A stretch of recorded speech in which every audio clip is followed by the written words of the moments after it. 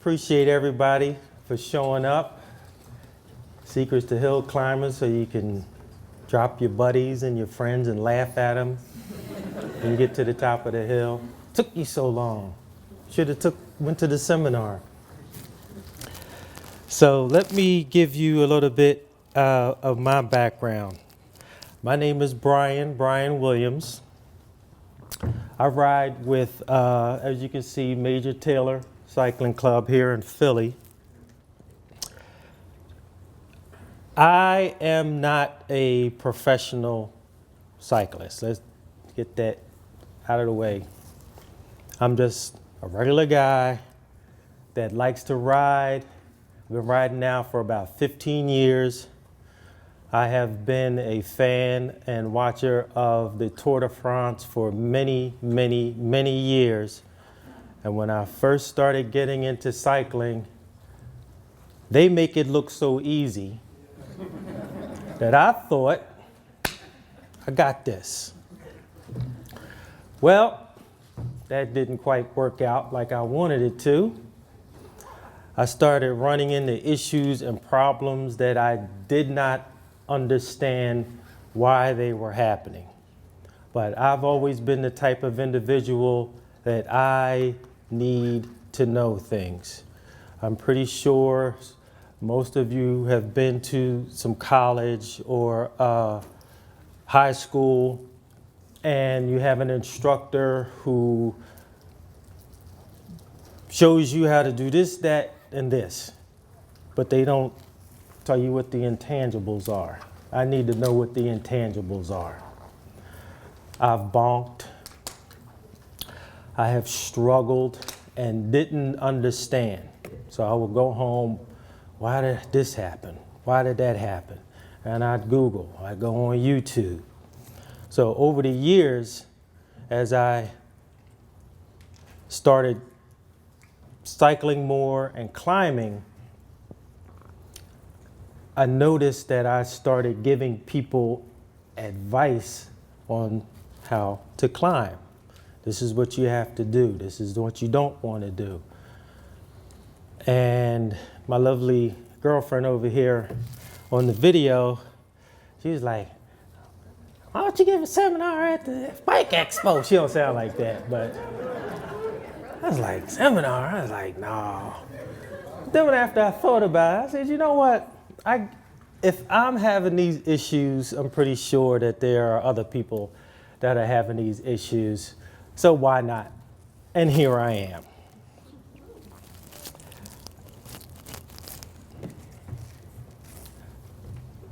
Let me see if this works.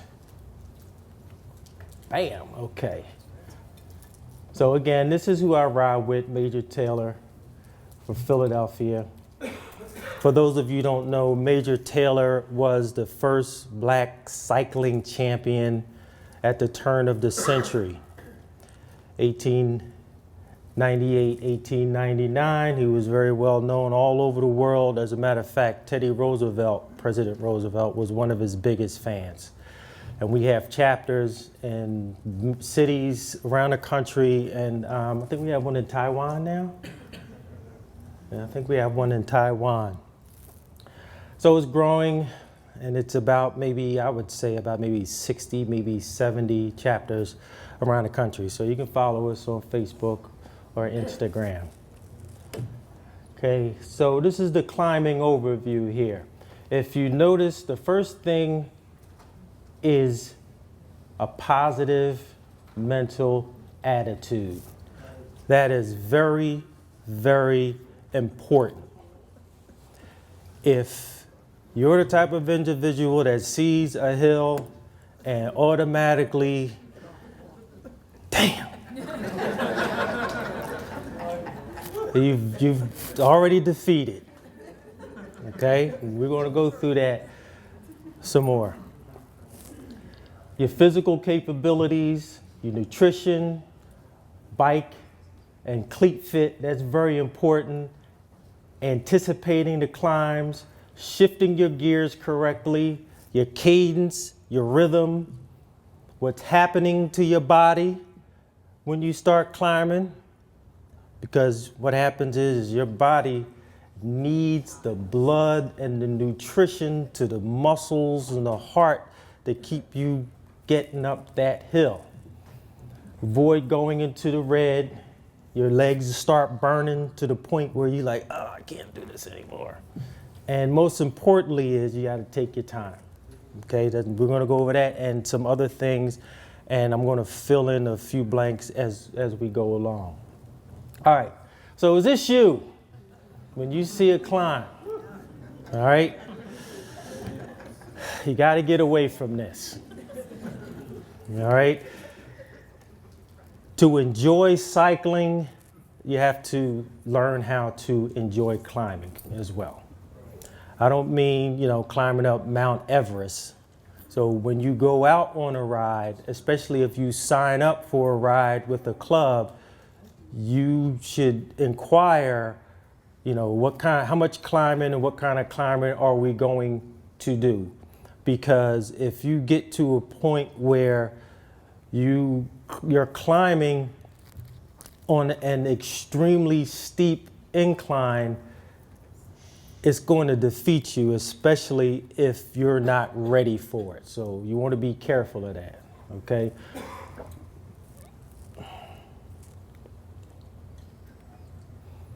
Again, you got to change your attitude, okay? That is very, very, very important. Positive thinking. I can do this, practice.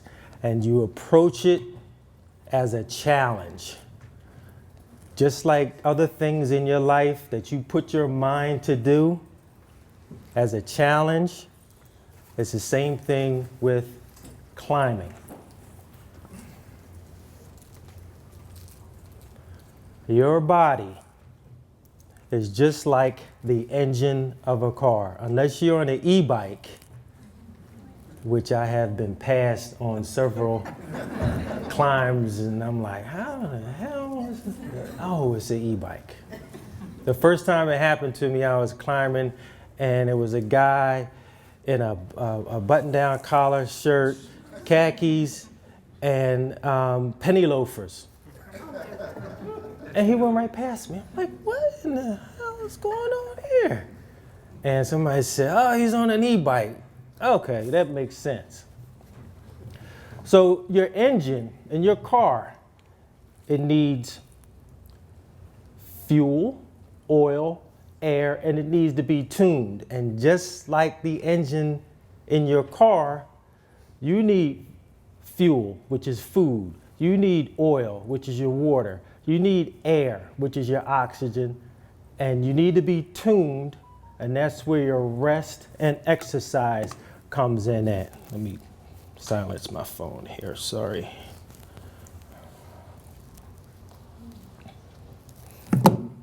So you want to make sure that you understand this concept here. When you are on that bike, it's not going to pedal itself. You have to pedal it. Before, during, and after fueling your body. If you're one of those type of individuals that get up in the morning and you can't eat, oh, by the way, feel free to take pictures if you like to, or record anything.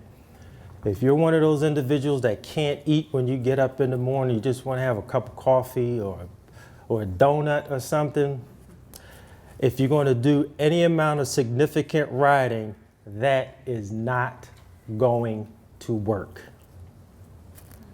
Understand that. It is not going to work. I have a young lady that I ride with, oh, I can't eat in the morning, and then she wonder why she struggles when she gets on the climbs, and we'll go through that a little later on in the presentation.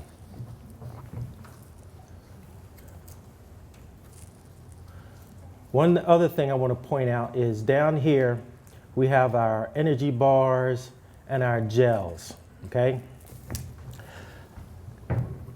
Energy bars and energy gels, that name alone is a misnomer.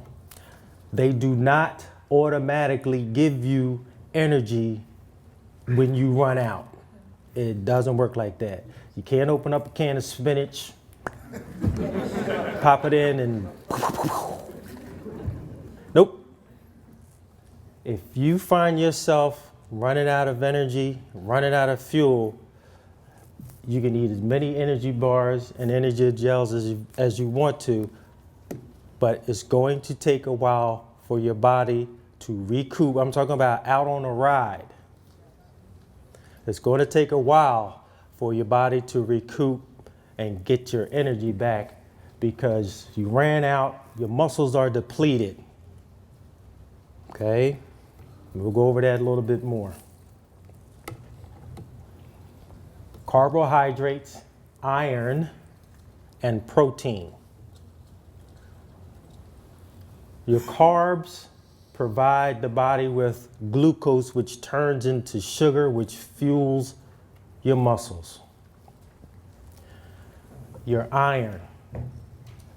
Your body uses iron to make hemoglobin, which then therefore transports the oxygen to your muscles. That is very, very important. Now, I don't want you to think that you have to run out and go buy some iron pills or anything like that. If you eat a nice, healthy breakfast and you keep yourself fueled, I'm sorry, not a healthy breakfast, but a good, healthy meal throughout the week, throughout the month, you should be fine. Unless you go to your doctor, you make sure you get them to check your iron levels and whatnot. Ladies, especially for you, there's no other way to say it, but that time of the month, your body gets rid of the iron that's in the blood, and it has to be replaced. Okay? Your protein. Protein mainly are used to rebuild your muscles after exercise. Someone once described to me climbing as a series of squats that you would do. And if you think about it, it's the same thing. You're just riding a bike. And your muscles need to be repaired, and protein will do that for you. Now, you'll have some people who will swear that protein is a main fuel source. No. If you get down to protein as a fuel source, you're in trouble. That means you've depleted all of your carbohydrates, and now your body is, first of all, then it'll start using fat as well. But I didn't put that up there because that's not a fuel source. It'll start using the fat, and then it'll go down to the protein. And by the time you get down to that, you'll be done. And you don't want to stop on an incline and then have to start over again. Okay? Any questions up until this point? All right. You're doing good. And here we go. Your complex carbohydrate. Do we have any nurses? Anybody in the medical field? Doctor? Okay, good.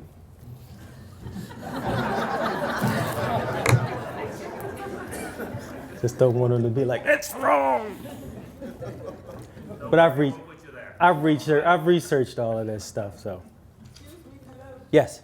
Would you like some personal stories about what happens when you're cycling a hill? Please do.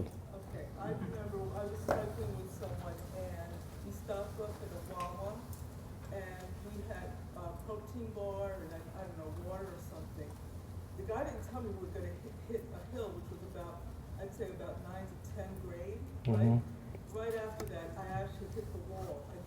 I couldn't do it because what happens is all of the energy is now focused on metabolism in your abdomen, trying to break down whatever you ate. So it takes away the energy from the muscles. And so I could not climb because my muscles started cramping up. I was getting very short of breath. So the thing is, you have to pay attention that when you're climbing, remember what you ate before you started the climb, because then you can get into real trouble that way. That is correct. Yep, thank you. I appreciate that. She just validated everything. Thank you.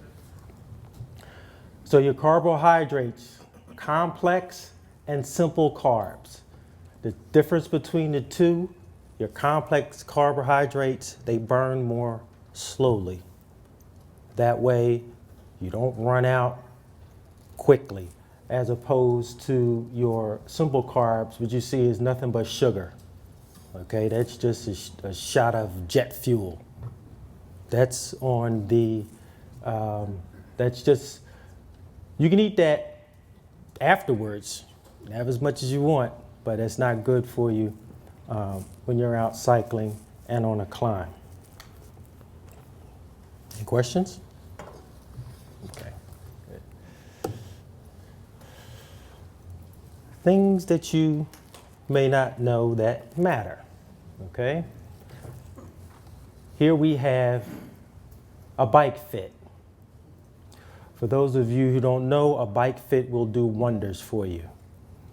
They will fit the bike to you for your frame, your body composition, and it'll help you with your pedaling.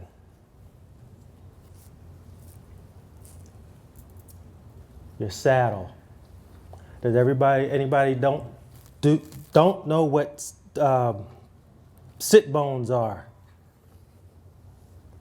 Okay, we all know what that is. Your tire pressure. It's like your car, you get the best fuel mileage out of your car when your tires are pumped up to the proper PSI. Wash your bike, all that dirt and grit and grime, that plays a part in it as well. Make sure it's oiled. As you can see, the oil goes in the links, not on the whole chain itself. And the cassette in the back, you don't need to oil that. There's no reason to oil it because it doesn't really do anything to need oil. The grease is on the inside of the axle. So don't even worry about it. And this right here is what's called a chain checker. What does a chain checker do? It measures your chain to see if it's stretched. I did not know that a metal chain can stretch.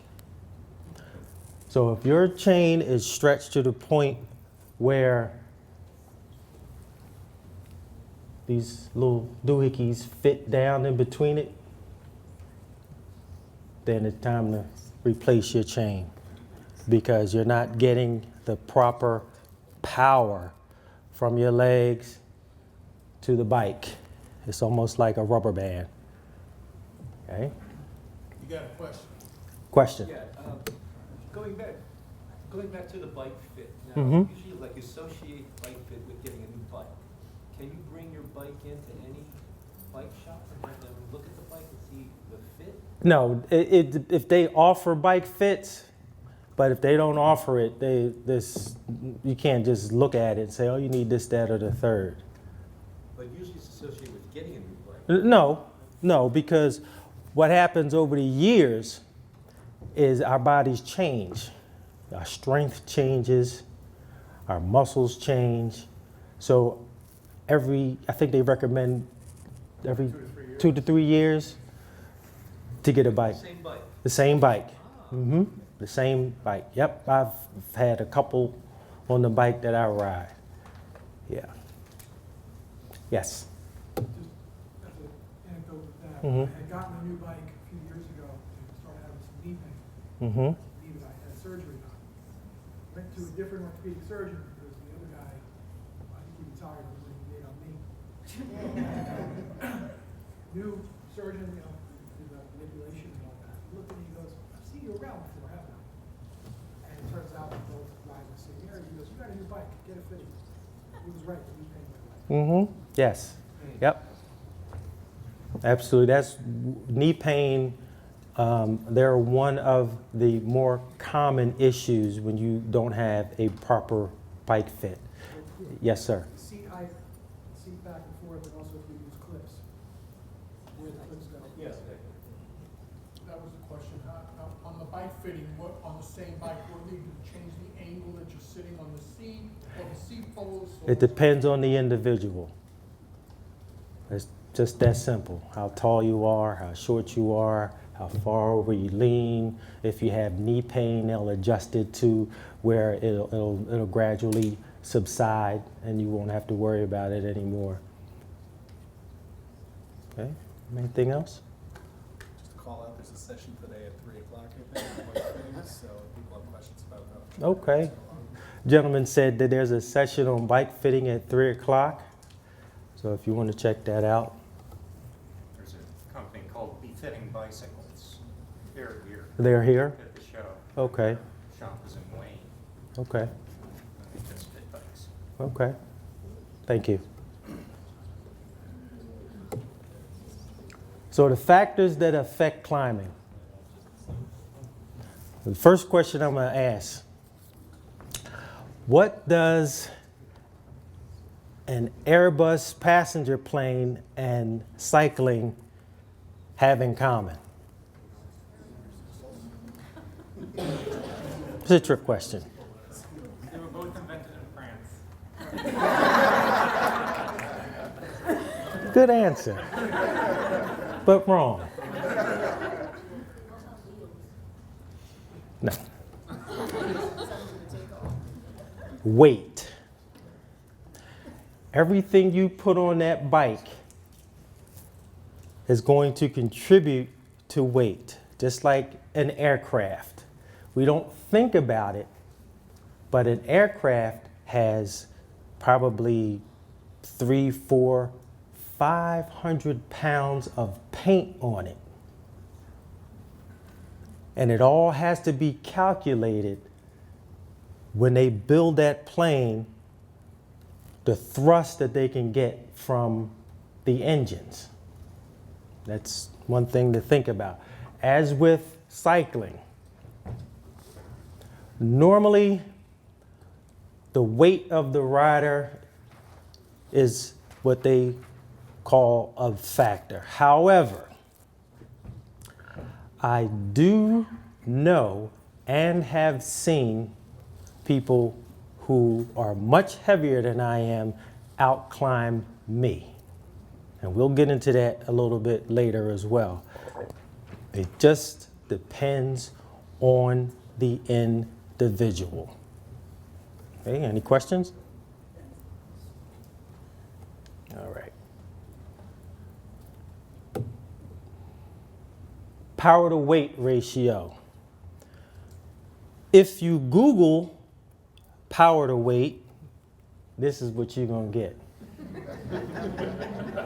Unless you are a professional or a serious rider, oh, that's your bag. But for us, this is all it is. Your ability to generate power relative to your body weight. That's it. No matter how big you are, no matter how small you are, if your legs and your muscles can power the weight, that's it. That's why sometimes in the Tour de France, you see the smallest guys power up those steep inclines, and you're like, how do they do that? Their legs can generate the power to get them up. I follow a guy on YouTube called Durian Rider, and he's an Australian guy, and he videos a lot of his rides. And there's one in particular where there's a gentleman, he has to be at least 225, and they're going up a hill, and they're moving, and this dude is pushing the weight, and he even comments on it. Cardiovascular is very important as well. If you have your cardiovascular system, if during the winter months you can't get out, at least try to do something to keep your cardiovascular up. Learn your gears and proper shifting. This is a major key in learning how to climb. As the grade begins to increase, you pop down to what's called your small chain ring, also known as the granny gear. That is correct. Meaning, you drag your grandmother out and put her on the bike and put the granny gear on, she should be able to get up the hill. Wait a minute, I beg to differ. That's not the granny gear. Granny gear is little small. It used to be the third grade. Yeah. And if they don't make it, tell them to come to the seminar next year and I'll help them out. Well, you know, Trek stopped with the granny gear. They only have one ring for the front now. Oh, do they? Oh, that's interesting. When did they start that? One of their recent bikes, several. Wow, I have to check that out. Gravel Not bikes. just the gravels? You mean the road bikes are single or? I don't know about the single, but the gravels. Oh, gravel. I did not know that. So this is very important to make sure that you understand your gearing. The top is your small gear, the bottom is your big gear.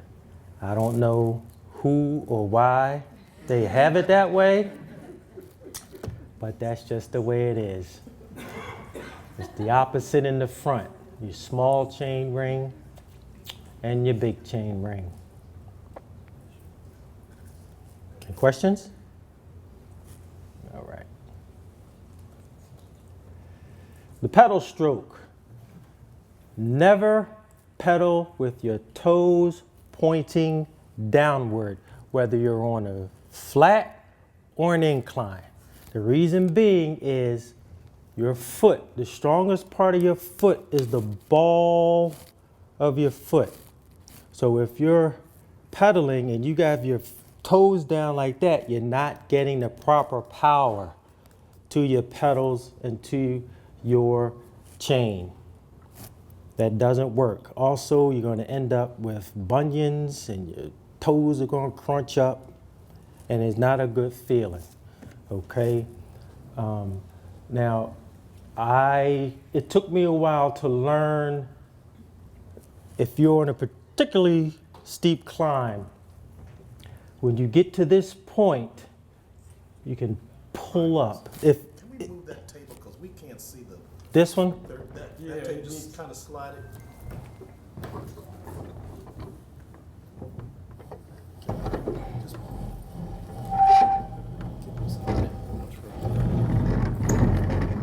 good? This part, just pull it towards you a little bit. We can't see any of that part. All right. There we go.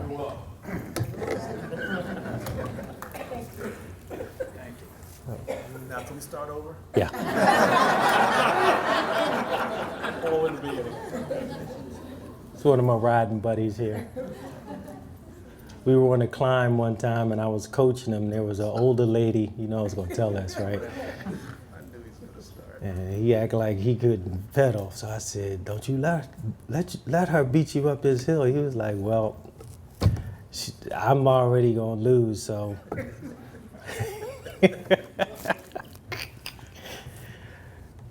So it took me a while to learn.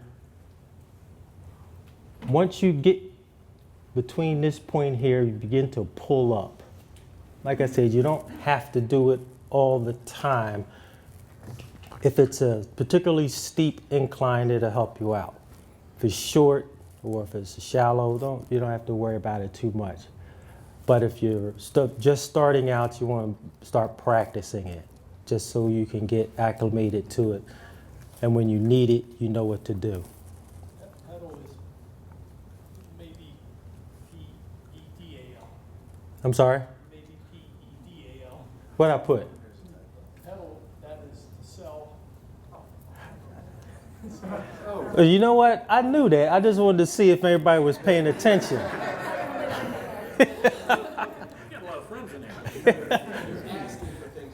And you know, I looked at this thing 1,000 times, and this is the second year, and nobody has ever pointed out. I'll fix it. You have a question? Do you tilt your heel down also when you're climbing? Yes. I know when I instruct people too, so I tell them tilt your heel down because it also enacts your calf muscle as well as your hamstring. That's correct. No, there wasn't a question. You speak up. I was just making a comment that you can also tilt, you learn to tilt your heel, you tilt your heel down, and that'll cause you to pull the pedal up, and it'll also enact your calf muscle and your hamstring, which is really a benefit when you, in this drawing, when you're clipped in, it's a huge benefit to climbing. All right. If you don't clip in, then this will not pertain to you. Mhm.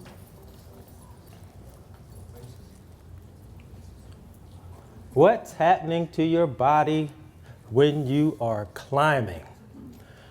I'm pretty sure everyone has noticed that your breathing increases, your heart rate increases, your blood flow increases because of it. Your sweating increases. Your body is trying to cool itself. Your glutes, your quads, and your calf effort increases.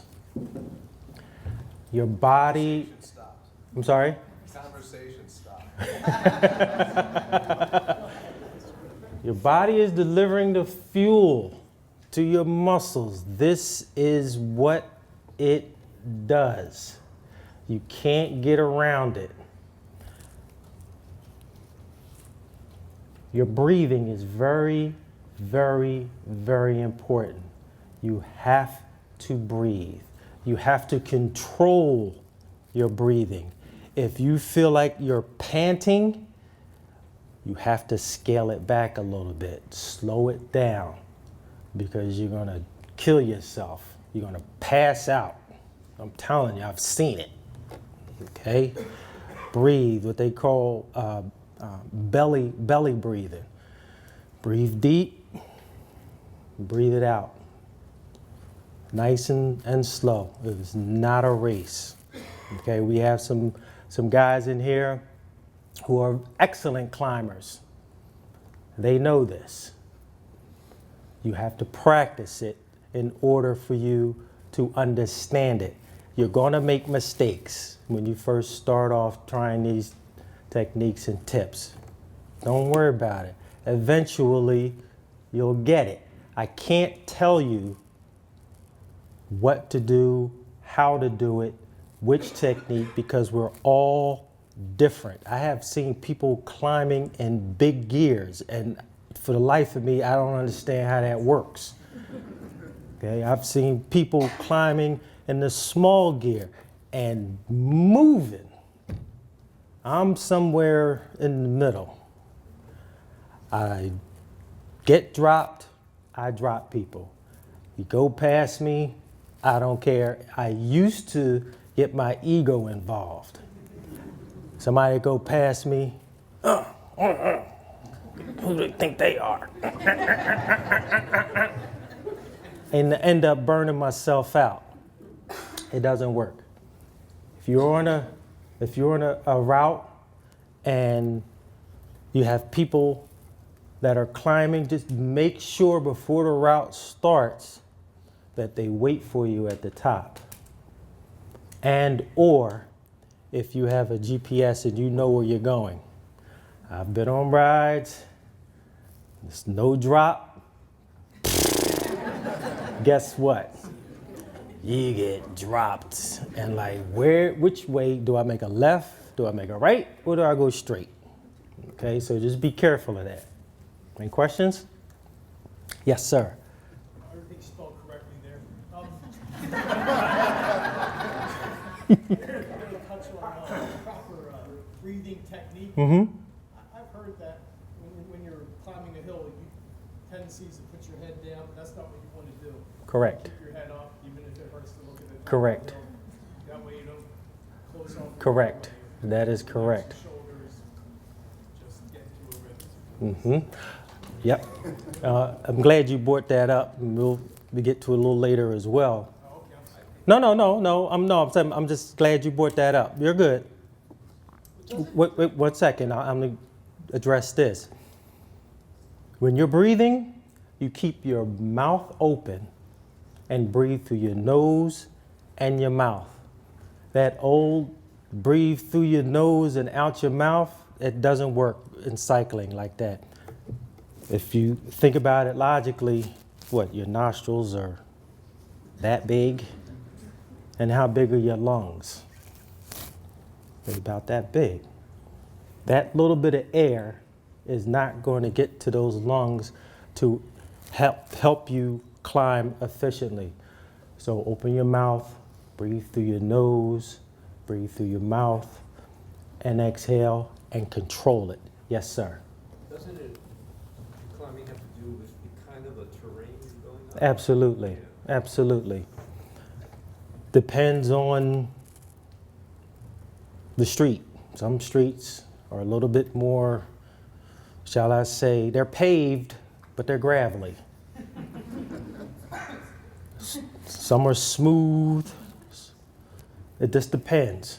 It really does. You have to monitor it as you're climbing and just pay attention. That's all.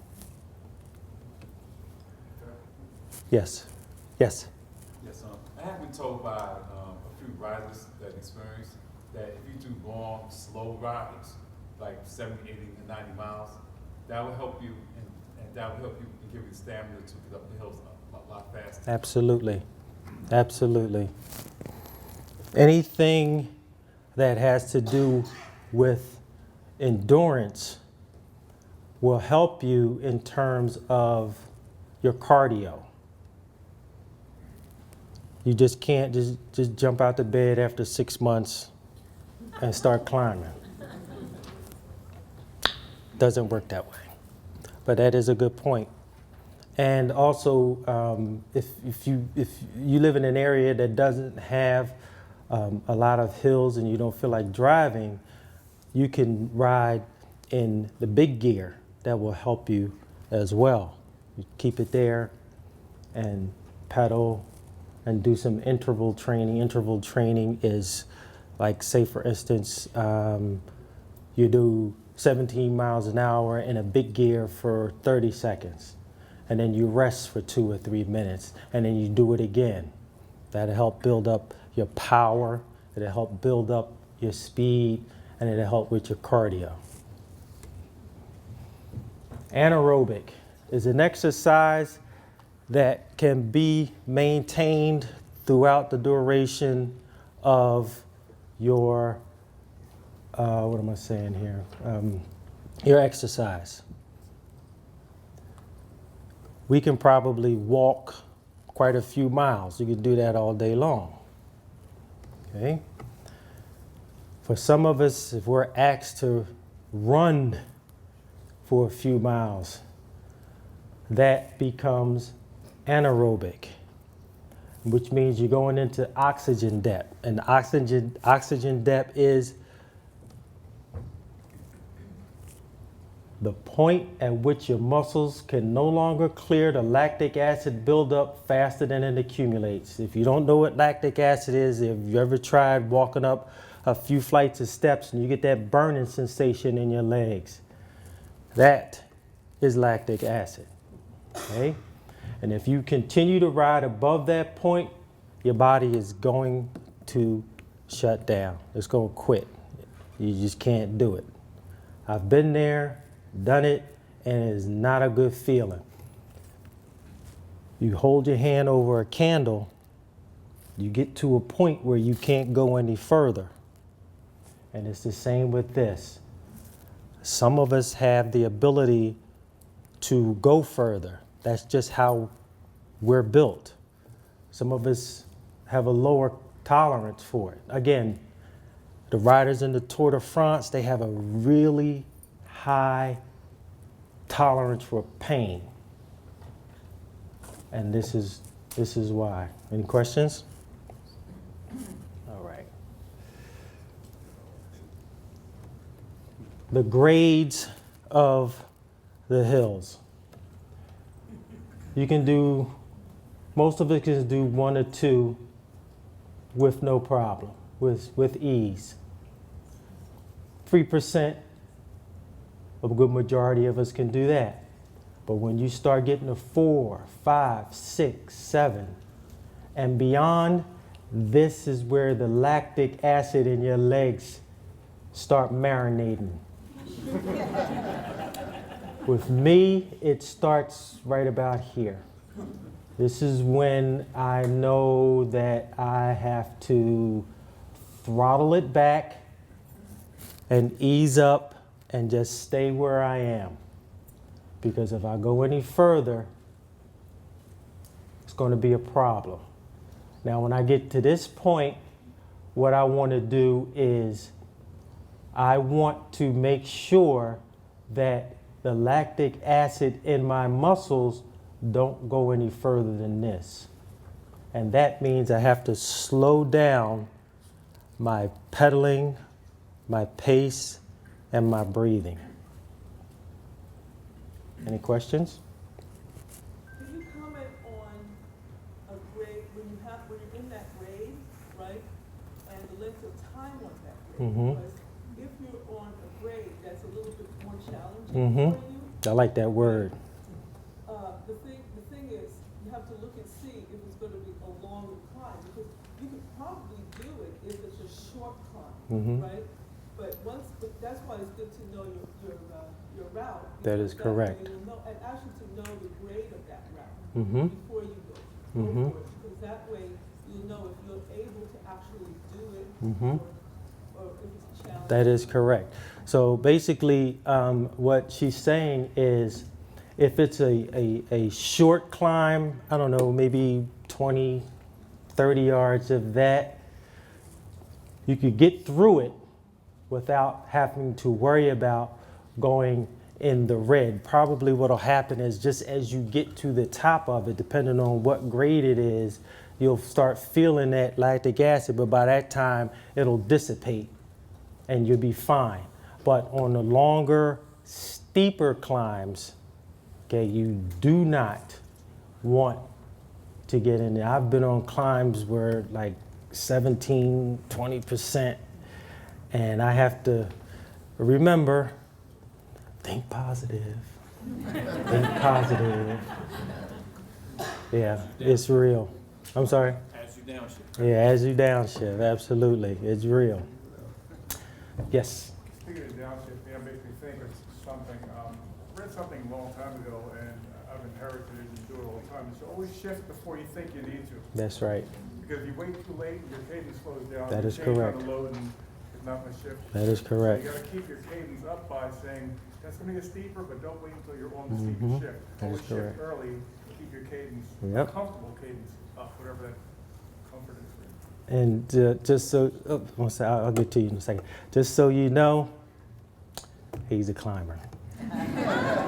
Yeah, absolutely. One of the techniques that I use, I don't know if they swear by it, but I've tried it, is what you do is you zigzag on the grade. I've done it, believe me. You just have to watch out this is fast. Yeah. I was on a climb once like that, and I didn't care if traffic was coming. I got to get up this hill.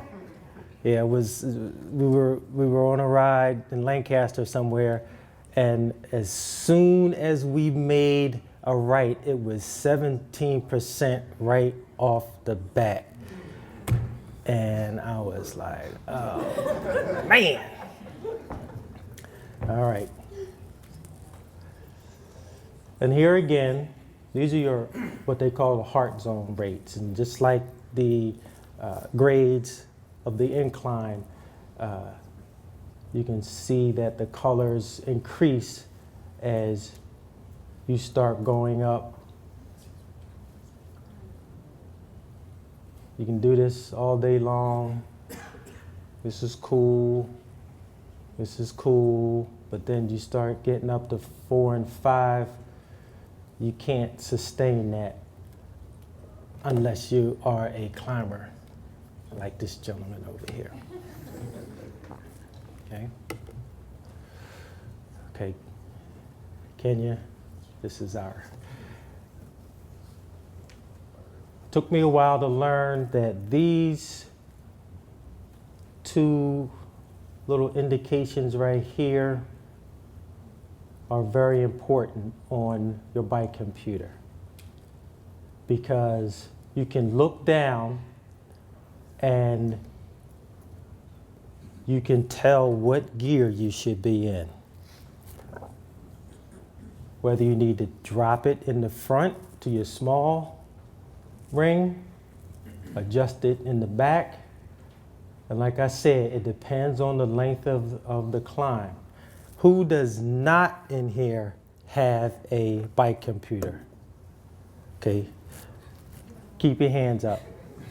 All right, we're gonna have a little raffle to get you a bike computer. Just the people who don't have a bike computer. Raise your hand again.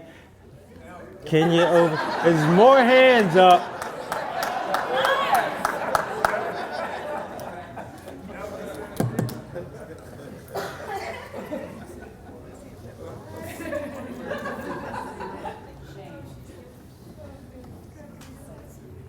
Matter of fact, just stand up so she'll know which way she needs to go.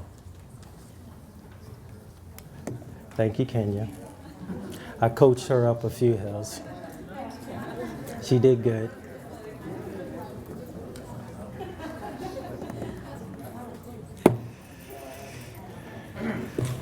Have a brand new Waho Element Bolt. All right.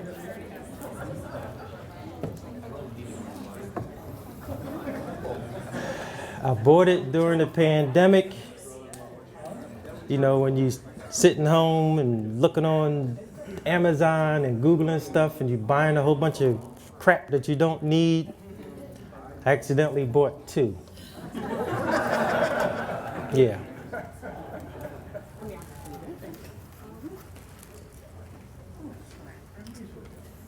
How accurate is the grade on this?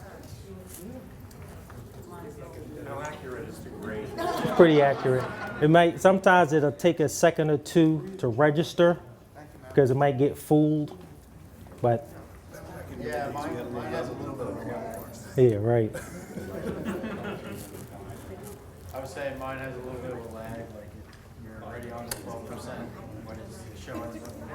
Yeah, just a little bit of a lag. What do you have? You have a Waho? Garmin? Yeah, they both do the same thing.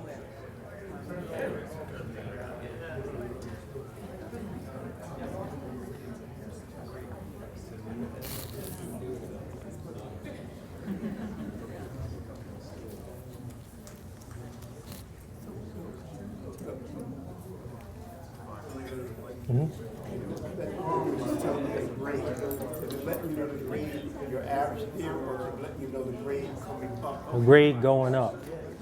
Going up. Yep. It'll see. It'll go. You know. It'll see. You'll see. It'll go from 1 to 3 to 1 to 4.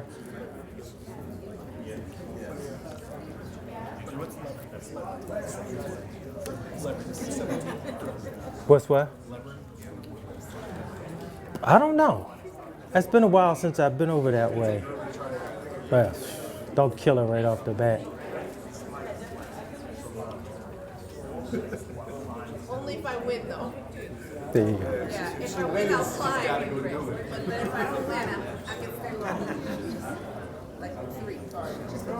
You have a question or you need a ticket? All right.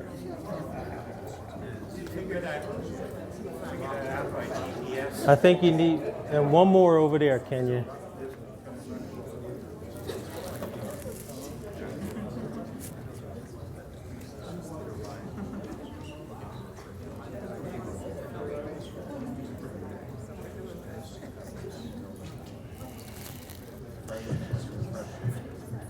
So if you win, we'll take your information down, and I don't want to see this on eBay tomorrow morning because I'll know who you are. Yes. Is figure this out by GPS? Yes. You have to think you have to have a subscription to something. I can't remember. I hadn't had it so long. No, you don't. You don't? Okay. All right. All right. Are we ready? All right. Take that thing off. Here we go. And the lucky winner is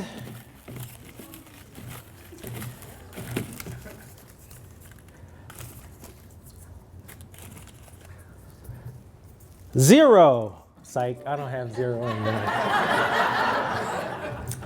Number 23. I'm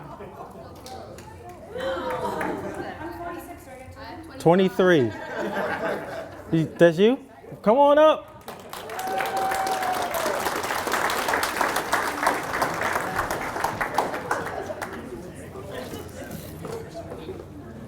Thank you, Kenya. There you go. Thank you, sir. Now, next year, when you come back, you're going to get tested. All right? Want to see some improvements. All right. Got about 50. Yes. You're saying when you're climbing, what parameters do you look at for your, Right here. This grade. That's a Garmin. I'm sorry, right here. That's a Garmin, and that is a Waho. It'll say grade on what you have. how far out does it measure? As steep as the incline. Pulling it off the GPS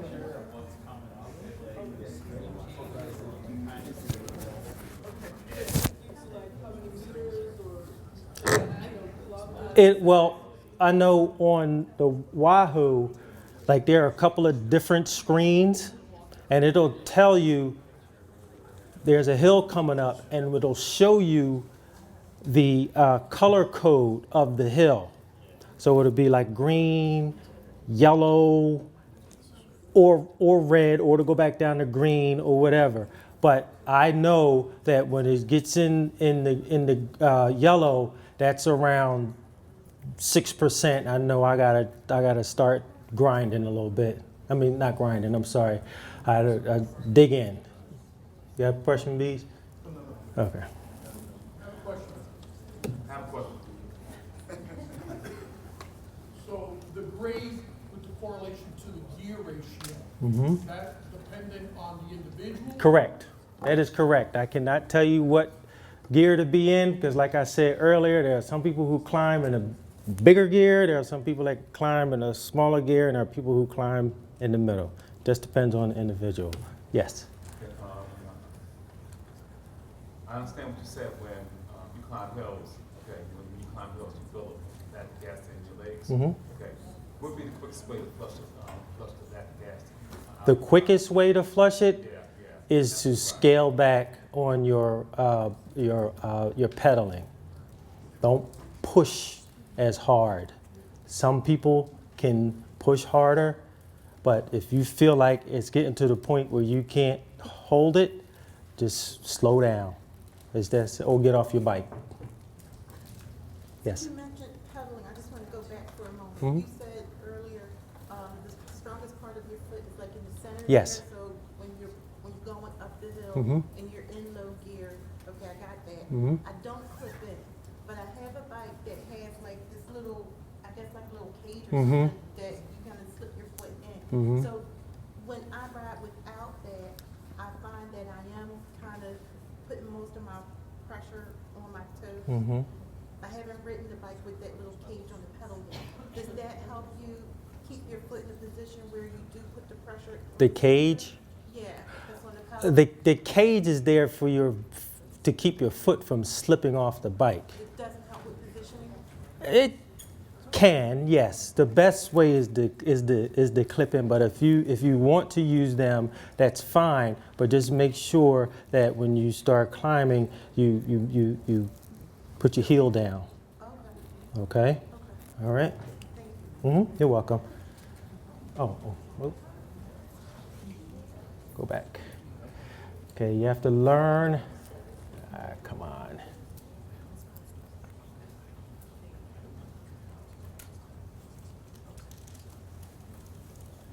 Okay, you have to learn how to read and anticipate the inclines. Okay? False flats. False flats is exactly what it means. It's normally a 1 or 2% grade that looks like it's flat, but it's not flat. You can feel it in your legs. You're pedaling, you're like, why am I going so damn slow? If you look down on your bike computer, it'll show you there's a 1 or 2, and it could work in the opposite way too. You could be going down and it looks like it's flat, and you move and you're like, oh yeah, I'm killing this. And then you look down, it's like -1, -2. Okay, so you just want to make sure that you're aware of that. Learning how to read and anticipate climbs is very important, because you don't want to get on climbs and you start climbing and you're like, oh my God, I'm in the wrong gear. It happens, okay, but you want to start being able to anticipate, so you keep your same cadence, your same pace. Depending on the grade of the hill, you're going to slow down, but you don't want to slow down to the point where you're not in the right gear and now you're scrambling to find out what the right gear is. Yes, sir. There are some cyclists who stand up. Is that, We'll get to that. yeah, okay. Yes, we'll get to that. Okay. Your hand positions during your climbs. It's an individual preference. Okay. Sitting with your hands on the hoods are normally what most people do. Sitting with your hands on the top of your handlebars. Now, I usually do that when the incline gets a little steeper, because when you put your hands on top, you move up a little bit and you're able to put more pressure on the pedals, more body weight on the pedals. That'll help you out. Okay. Again, depends on the length of the incline. It depends on the grade of the incline. Again, it depends on the individual. I can't tell you what to do. I can't tell him what to do, or whatever you feel is comfortable. Okay. Standing with your hands on the hoods. Okay. Never stand and put your hands on top of the handlebars like this, because you won't be able to control the bike. All right. And when you stand, you use approximately 10 to 15% more energy. It'll tire you out a little bit faster. If you're on a short climb, let's say for instance, from the podium to that wall, stand up as much as you want to. Okay, that's not going to be a problem.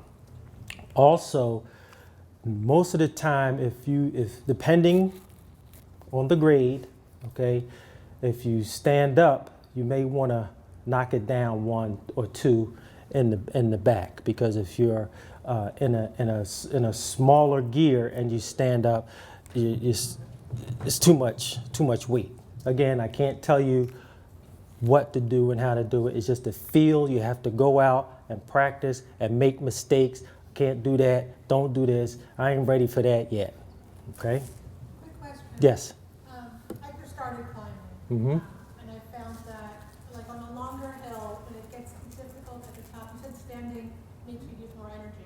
But towards the top, I'm like, oh, I can just make it. My inclination is to stand. You can do that. Okay. Absolutely. Absolutely. Yeah, just don't stand too early. And even in the middle of the climb, if you need to stand up for a little bit, don't do it too much. Okay? Would standing be like a sprint in a way? No, it's not a sprint. No. Mm-mm. Just giving you more power? For us regular people, it's not a sprint. In Tour de France, that's a sprint to the top. I was watching one episode and it was a 20% grade. And I was like, oh my gosh. Yes?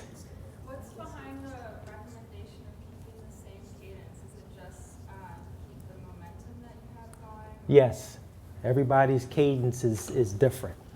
Okay, some people are comfortable with a low cadence, some people are comfortable with a higher cadence. These are all just parameters. It just depends on the individual, okay?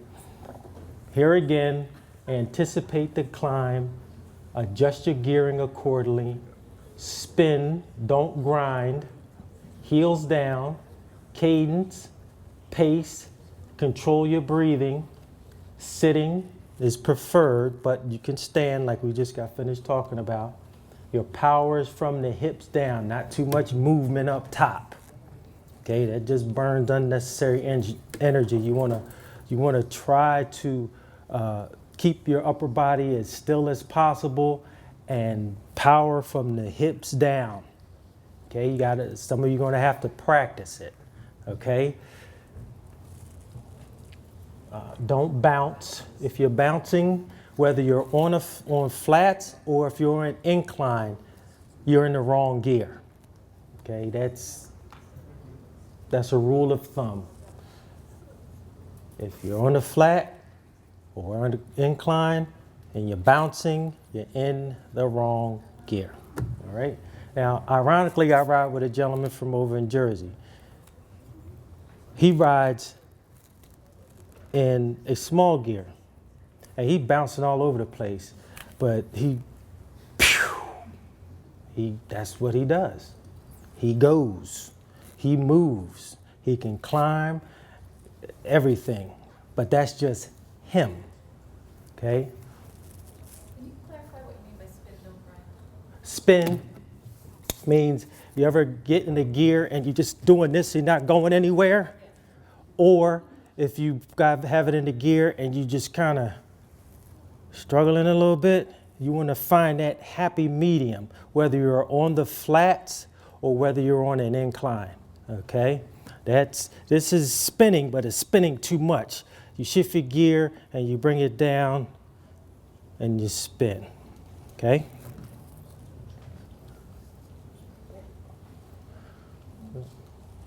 Wait, go back.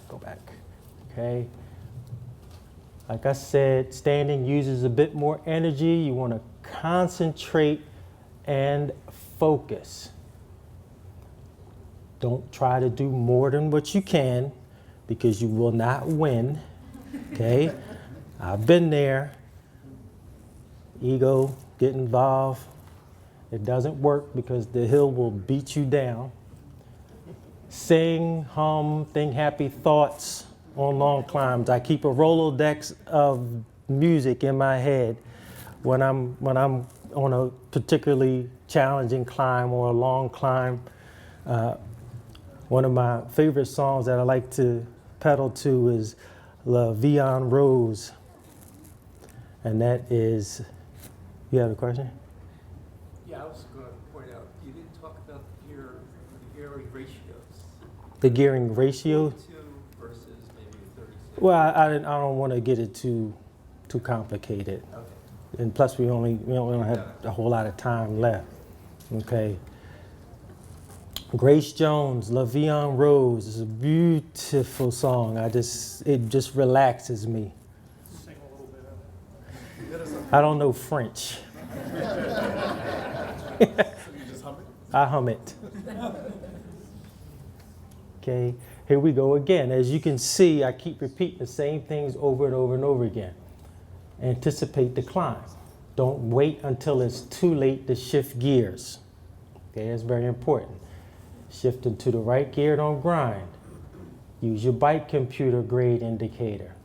Relax, pace yourself, keep your legs moving, breathe, don't bounce. Don't rush or try to do any more than what you're capable of. Again, it won't work. Don't look at the top. I'm sorry, break it into climbs into sections. Okay, I'm going to get to the billboard. Okay, got to the billboard. Okay, make it to the tree, got to the tree. Going to the clock tower, made it to the clock tower.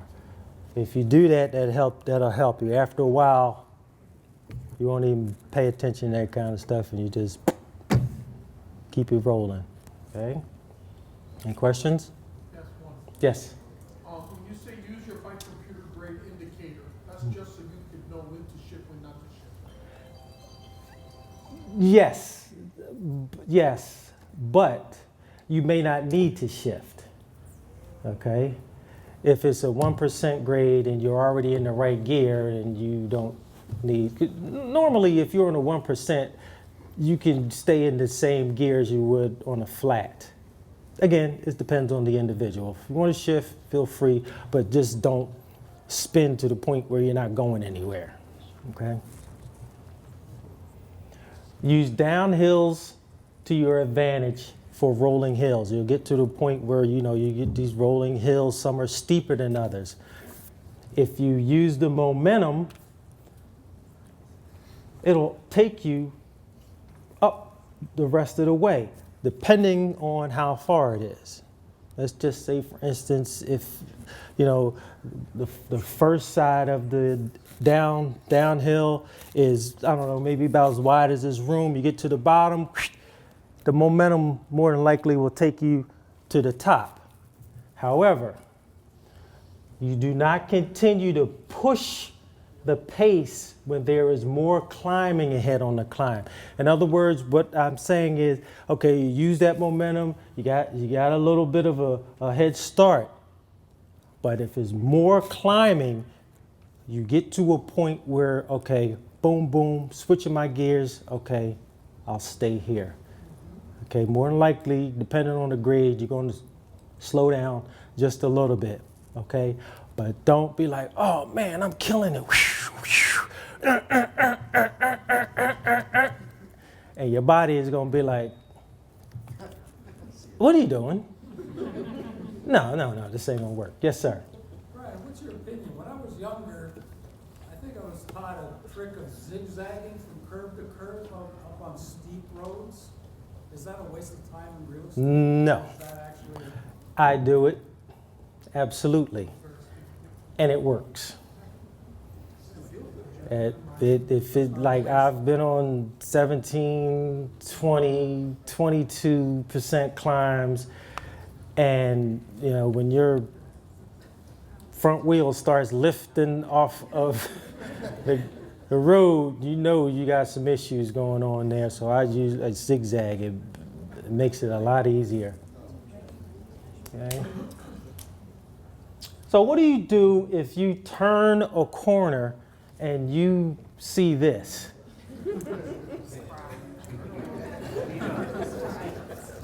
Nobody taught me this, but I just figured it out because it happens. Sometimes you'll turn and you're like, what the hell?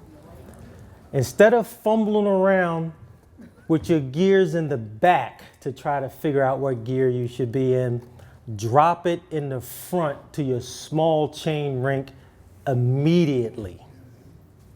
And then, and only then, start fumbling around to see what gear you should be in the back, okay? Because it's counterintuitive for you to start fumbling around in the back when your grade is already at 6, 15, 10%. So that's just a little technique that I figured out. Nobody told me that. Okay. Any questions? All right. So now you made it up to the top. You stay relaxed. Adjust your gearing because you don't want to stay in the same gear that you did to get up the hill, because then you'll be just spinning. All right. Keep pedaling. Keep breathing. The stinging in your legs, the lactic acid, that'll fade pretty quickly. Take a minute or two to rest if you need, and then you turn around and laugh at your buddy that you just dropped. What took you so long? I told you to come to the climate seminar with me. Okay, and here are a few things that will help you as well. Again, the positive attitude, that's very, very, very, very important. Find yourself a short hill, not too steep, not too shallow, and just practice, practice, practice. Keep doing it until you get to the point where, okay, my mind, my body, my soul has caught up, and then find another one that may be a little steeper, a little longer, and just practice, practice, practice. Believe me, it works. I have been out with people at the beginning of the riding season. They haven't been out. They struggle. By the 10th time the riding season is over, and we've been doing some climbing. Much better, much better. One of the young ladies, Jules, ride with all the time. I've seen her improve. She's in Miami or Colorado somewhere. She's just all over the place now. But she's improved a lot. Riding a big gear in the flats, again, if you don't have a lot of hills around you, just ride in a big gear. Okay, that'll help you as well. But if you don't have hills around your way, you need to drive to them in order to really get better. If you take a 15, 20-minute ride and know some hills, you can do that. Cycling, specific weight training, you can go on YouTube or Google for that. Again, make sure you check with your doctor if you have some issues. Climbing stairs helps. If you work in a building and I'll be with you 1 second. If you could work in a building and you have some steps in there, walk up and down the steps a couple times during the day, during the week. You'll find that it helps you out a lot. Swimming, running, walking, and of course, good old Zwift. Yes, sir. Yeah, if you riding a big gear on the flats, okay, let's take for an example, you riding the 314, 313. What's the recommended RPM? That's up to you. It depends on the individual. Okay. Some people can go with a higher RPM, some people go lower. It depends on the power in the legs. Okay? All right? All right. So when you put it all together, it comes out to easier and more successful climbing. Your attitude plays a really big part. Bam! Any questions before we get out of here? Yes, sir. I know it's an expensive piece of technology, but what about power meters? Because If- actually, specifically, the guessing is over. That is correct. What he's talking about is a contraption that you can attach to your bike, and it will, on your bike computer as well, it'll tell you what your power is. I don't have one. I don't particularly, I don't need it. I'm not like one of those type of individuals that need to know every little thing. As long as I know what grade it is, I'm good. And somebody else had a question? My problem is, I guess it's part of like anticipating the climb, but especially when you're doing rolling hills, and I do the technique to use as much as I can, go as fast as I can. I either shift too soon and then I'm just going, or I shift too late. I do the same thing. It's just I've underestimated myself too much. yeah. It's just something that you just gotta get a feel for. You know, I don't always get it right either. 1 second. There's another gentleman had a question back there. Yeah, so after a hard ride, do you have a recovery routine? And how many hard rides should you do per week, so if you don't overdo it? Well, my recovery routine usually is a burger with American cheese and a Yingling. But if you want to have a recovery drink or a salad, that's up to you. Okay? Now, what was the other one? The other question? It's up to the individual. You have to give yourself at least 2 days rest between hard riding, hard climbs. Okay, if you do a hard climb and you go out the next day, you just want to take a nice easy ride. They call it a recovery ride. Okay, and there was another person who had a hand up. Yes, sir. You know what I hate going down hills? It's when I just got to the top of the hill and I see the next one. Yeah. Yeah. All right. That. Yes, sir. Going from flats to cliffless, how much of an improvement do people tend to see? Well, what I can say is with the clips, or you're able to pull up on your pedal, so that will help you as an improvement right there. I've seen people with flat and just depends on the individual. Okay. All right, we have to get out of here. I thank you for coming. I appreciate it, and I will be back again next year. Thank you.